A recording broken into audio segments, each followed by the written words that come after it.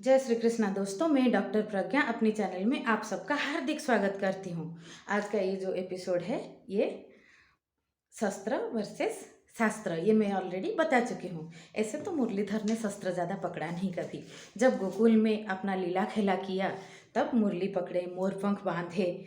फिर कुरुक्षेत्र में जब इतना बड़ा धर्म युद्ध होता है तो पूरी दुनिया को, पूरी मानव सभ्यता को युग युग तक श्रीमद् भगवत गीता का महान प्रवाह देते हैं, जो कि खाली उसी टाइम नहीं, युग युग तक, हर दम, हर पल, हर वक्त, हर समय में धर्म का स्थापना करता ही रहेगा। अगर सुदर्शन चक्र उठाते तो शायद 18 दिन की युद्ध की आवश्यकता ही नहीं होती, एक दिन में धर्म का स्थापना हो जाता, वो परिणाम आ जाता जो आने के लिए 18 दिन लगा। लेकिन हमें श्रीमद् भगवत गीता का महान प्रवाह नहीं मिलता। और धर्म जो है, भगवान एक बार आए, स्थापना कर दिया, हमें धर्म की, कर्म की, भक्ति की, प्रेम की, सत्य की, करुणा की अनमोल शिक्षा दे दिया और वो वैसा ही रहेगा, ऐसा नहीं है। जीवन नदी की तरह है। पंचमहाभूत का जो जल एलिमेंट बहुत इम्पोर्टेंट है, बिकॉज वाटर हील्स जो है, हमारा जो पोषण करता है, भरण करता है, फ्लेक्सिबिलिटी है इसमें, शॉक ऑब्जर्वर है, हमारी जो पीड़ा को अपने अंदर खींच लेता है। और water water is the biggest element. More than 70% of water is inside our body, and more than 70% water is in the whole universe. 30% ही स्थल भाग है। और मातृ गर्भ में जब जीवन का संचार होता है तो amniotic फ्लूइड में ही होता है, जो कि जल है। और प्रलय कैसा होता है, ऐसा हम आंख बंद करके सोचे तो हमें जल दिखता है कि चारों ओर पानी भर गया है। तो सृष्टि का आरंभ और विनाश जो दोनों जल में ही है। और अम्नियोटिक फ्लूइड का जो कॉन्स्टिट्यूशन है, जो कंपोजिशन है, वो समुंदर के पानी के साथ मिलता जुलता है बहुत तरह से। तो जीवन नदी की तरह है, इसको अगर ठहर जाता है ना तो इसमें कुछ ना कुछ कचरा, कलुषितता डिपॉजिट होता है, तो इसको आगे बहते जाना है। मतलब हर दम, हर वक्त इसको अपने आप को क्लींस करना पड़ता है, हमें याद अपने आप को दिलाना पड़ता है कि जीवन सत्य पे हो, प्रेम पे हो, करुणा पे हो। और सत्य, प्रेम, करुणा का परिभाषा भी बदलता रहता है। जैसे शस्त्र शास्त्र बन गया, सुदर्शन चक्र की energy got converted to Shrimad Bhagavad Gita. ऐसा मैं पंचमहाभूत के हिसाब से अपनी एक कल्पना में बोल रही हूँ। इसका जो एसेंस है ये बहुत ही सुंदर है। वैसे ही सत्य, जैसे महाभारत का एग्जाम्पल हम ले सकते हैं। श्रीमद् भगवत गीता महाभारत का पार्ट ही है ना, महाभारत की जो युद्ध से निकला हुआ है ना, और सब कुछ युद्ध से निकलता है, धर्म अधर्म का युद्ध। वैसे हमारे अंदर भी होता रहता है। ह्यूमन साइकोलॉजी में बोलते हैं डॉक्टर्स की, जो है किया गया है प्रूव की 60,000 thoughts come in a day and more are negative. तो पॉजिटिव थॉट कम रहता है, जो जिसे हम धर्म बोल सकते हैं, नेगेटिव थॉट जो है उसको अधर्म बोल सकते हैं। उसी का संघर्ष होता है। उसमें श्रीमद् भगवत गीता जो है भगवान ने दिया है, मतलब हमारी जो आत्मा की सोच वो हमें बचाता है। वो हमें, जैसे अर्जुन को मिला श्रीमद् भगवत गीता का ज्ञान, फिर वो समझ पाए कि ये क्या है, जीवन क्या है, जीवन का लक्ष्य क्या है, जीवन का जो अंदर का जो इंटेंशन वो परमात्मा को समर्पित होना चाहिए। उस हिसाब से धर्म का स्थापना होता है। और लौकिक दृष्टिकोण में कभी उसको अधर्म समझा जाए तो वो भी धर्म का पार्ट होता है, जो अगर उसका उद्देश्य महत है। जैसे फॉर एग्जाम्पल महाभारत में माता गांधारी जो है, बहुत बड़ी तपस्विनी, शिव भक्तिनी, वो जब अपनी पति को अनुगमन करके पट्टी बांधते हैं आँखों में, तो वो बहुत बड़ा सत्य का रूप कहा जाता है।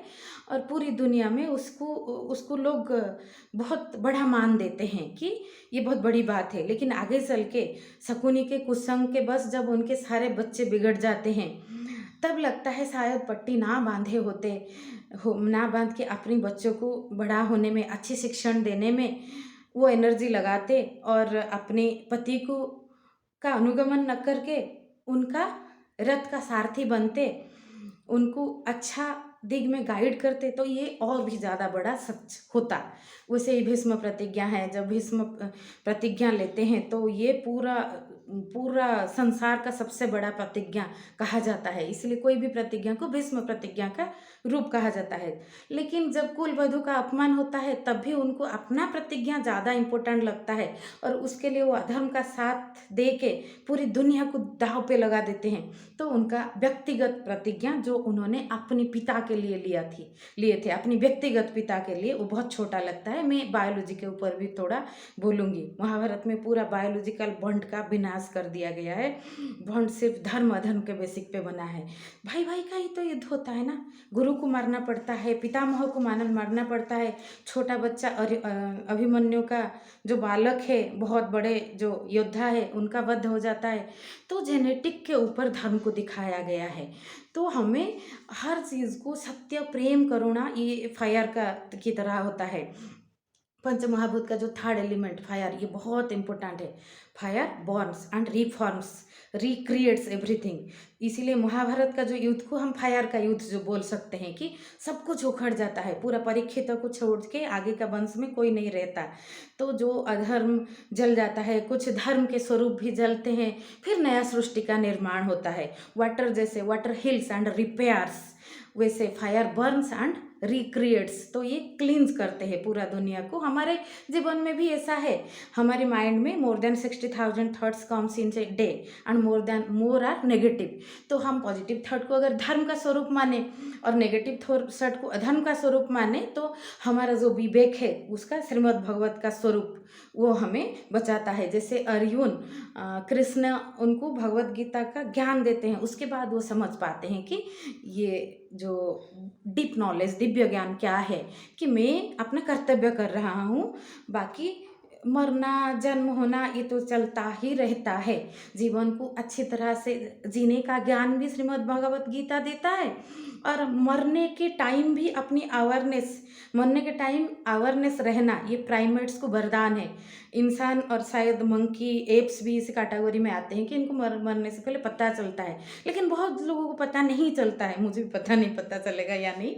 जीवन अगर अवेयरनेस के साथ जिया जाए, जैसे साधु संत को, उनको अपनी मौत का एहसास हो जाता है, तो शायद वो जो कैरेक्टर अपनी अंदर, वो जो स्वाभाविकता हम खो देते हैं बहुत ज़्यादा आर्टिफिशियल लाइफ जी के। और हीरा जन्म अमोल सा बोले हैं कबीर ने, संत कबीर ने, ये हम सबकी जर्नी है। मैं तो अपना जर्नी कर रही हूँ, और मैं शेयर इसलिए कर रही हूँ क्योंकि life is all about expression. पूरी दुनिया फूल खिलता है एक्सप्रेस करने के लिए, तो मैं भी अपना एक्सप्रेशन दे रही हूँ। और ये विज्ञान का वरदान है कि यूट्यूब में जो भी यहाँ पे सब रिकॉर्डिंग हो पाता है, तो इसमें मेरा एक्सप्रेशन भी रहेगा।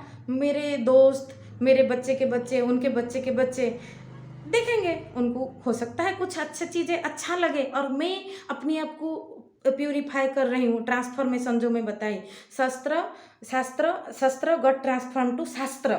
तो जीवन भी वैसा है। अपनी अंदर का जो एनर्जी है, इसको हम ट्रांसफॉर्म करके कुछ अच्छी बहाव नहीं देंगे, अच्छा फ्लो में नहीं आएगा, तो हो सकता है कि इसमें कुछ गलत आए। जैसे फायर का स्वरूप एंगर भी है, फायर का स्वरूप प्रेम भी है। फायर का पहला स्वरूप तो काम ही होता है, फिर काम का जो ऊपर लेवल पे आता है प्रेम।